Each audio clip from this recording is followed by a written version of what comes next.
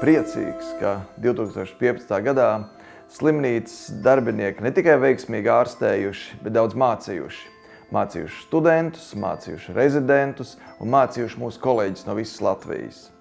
Daktore Ratobiļska ne tikai zina praktiski visu par sirdi, kardioloģiju, neatliekamām situācijām, bet arī spējīgi to atraktīvi, drosmīgi un galvenais pamatīgi iemācīt praktiski jebkuram. Man ir ārkārtīgi liels prieks par to, ka mums katrs cilvēks pēc būtības pats būdams liela personība ir spējīgs strādāt komandā, jo faktiski jau strādāšana komandā nozīmē, cik liela patiesībā ir šī personība, cik tas var faktiski pārkāpt pāri savam ego, un doktora Ratobiļska noteikti ir viena no tām. No sirds vēl Svetlanai veselību, lai viņa tikpat čakli var strādāt arī turpmāk.